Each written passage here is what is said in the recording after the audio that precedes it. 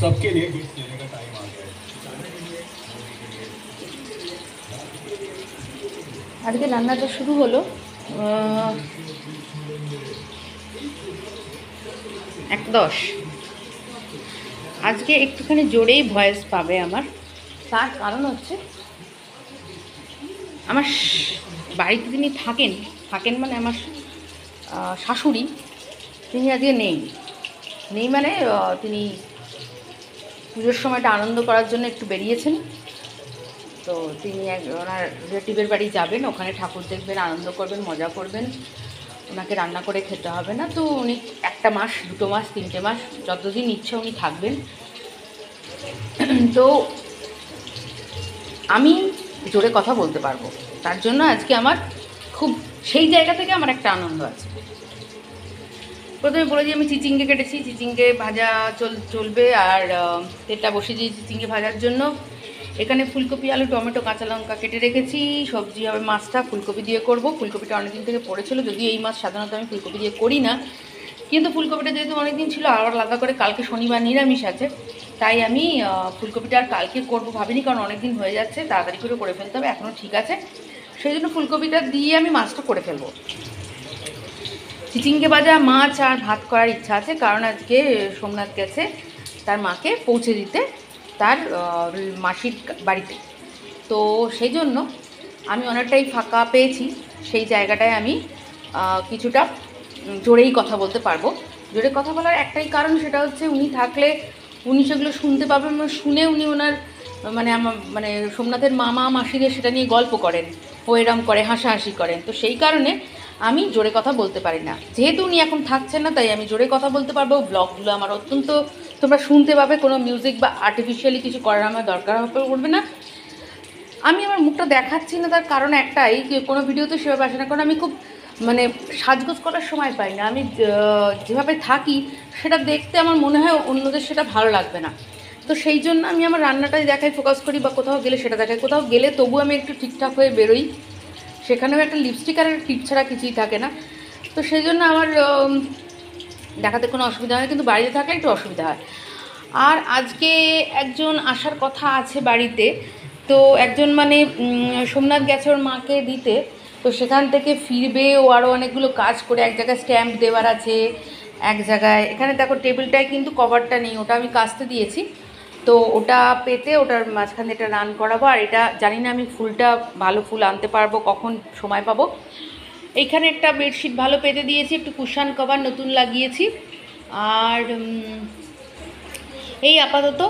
তো যেটা বলছিলাম, যে ওখান থেকে একটা ইয়ে রয়েছে, কি বলে, ওই যাদবপুরে 8 বিট কাছে একটা স্ট্যাম্প করাতে দেওয়া আছে, স্ট্যাম্পের কাইটা শেষ হয়ে গিয়েছিল। তো ওই স্ট্যাম্পটা রিফিলিং করে ও গড়িয়াহাটে টুকটাক একটা বিজনেস রিলেটেড জিনিস কিনে তারপর চলে আসবে।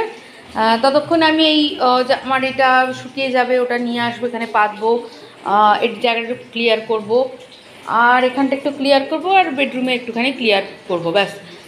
রান্না আজকে যেহেতু সোমনাথ খাচ্ছে না, তাই জন্য আমার খুবই ঝাড়ঝাপটা রান্না। আমার ওই চিচিঙ্গে ভাজা আর মাছ দিয়ে হয়ে যাচ্ছে। যদি খুব ইচ্ছা করে তাহলে দেখি একটা আম নিশ্চয়ই আছে, ওই আমটা খুঁজে আমটার চাটনি হবে, ব্যাস। তো এত জোরে আমি সাধারণত কথা বলি না, আজকে একটুখানি ফ্রিলি কথা বলতে পেরে আমার খুব ভাল লাগছে।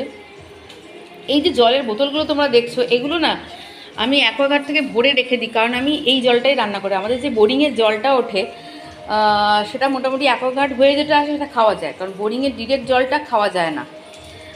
আর টাইম কল তো অবশ্যই খাওয়া যাবে না। তো মোটামুটি এখন মাছ ভাজাভাজি চলছে, এরপর মাছের ঝাল হবে, চিংড়ি ভাজাও হবে। অনেক দিন মাছ পেঁয়াজ রসুন দিয়ে খাই না, কেন জানি না, আমার নিজেরও ইচ্ছা করে না, কেন সোমনাথ বলে হয়তো আমি নিজে রান্নাটা করতে পারছি না, কারণ পেঁয়াজ রসুন দিয়ে ভালো করে, এটাও হতে পারে। আর পেঁয়াজ রসুন কাটতেও আমার একটুখানি অনীহা আছে, আর খেতেও যেন কীরম লাগে। তো যাই হোক, সেই কারণে আরও হচ্ছে না। তো এইগুলো। আর তাছাড়াও রাত্রি হয়ে গেলে চা প্যাকেজিংয়ের জন্য মাঝে মাঝেই বলে যে চলো বাইরে থেকে খেয়ে নিয়ে, বাইরে থেকে কিনতে গেলে আমাদের এখানে প্যান্ডেল হচ্ছে, আমাদের বাড়ি ঢোকার মুশকিল হয়ে পড়েছে। তো সেসবের জন্য অনেক সমস্যা আছে, সুইগি জোম্যাটোর ঢোকা, তাও আমি আমার সাবান শ্যাম্পু শেষ হয়ে গিয়েছিলো, আমি অনলাইনে অর্ডার করে নিয়ে আসছি তাড়াতাড়ি করে, যাতে প্যান্ডেলটা কমপ্লিট হতে না হতে আমি নিয়ে চলে এসেছি। তো এই হলো ব্যাপার।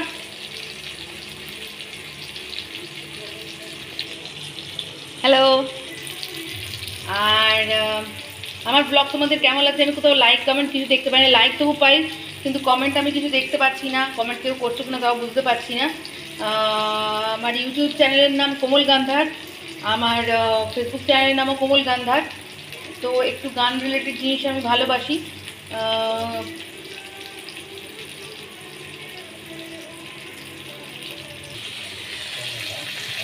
বসিয়ে দিয়েছি ফুলকপিটা, ফুলকপি আলু টমেটো দিয়ে একটু ভাজা ভাজা করে নিই। ফুলকপিটা আগে একটু গরম জলে ভাপিয়ে নিয়েছি, ভাপিয়ে নিয়ে এগুলোকে একটু ভাজা ভাজা করে নিচ্ছি, করে এতে আদা বাটা দিয়েছি, আদা বাটা দিয়ে একটু কষাচ্ছি। আর এদিকে চিংড়ি ভাজাটার এই সিচুয়েশান এই মুহূর্তে প্রায় হয়ে এসছে, আর 10% বাকি, আর একটুখানি এদিক ওদিক করেই নামিয়ে নেবো।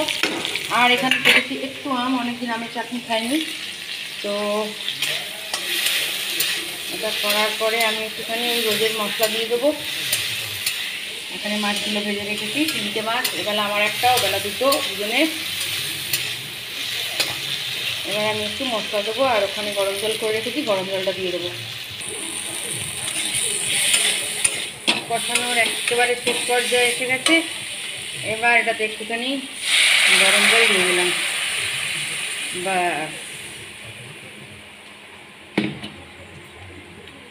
হালকা ফুটবে, ফোটার পরে এটাতে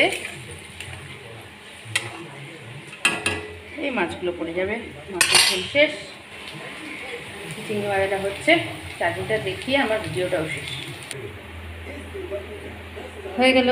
মাছের ঝোল ফুলকপি আলু দিয়ে, চাটনিটা হচ্ছে, খুব কম, হাফ আম নিয়েছি।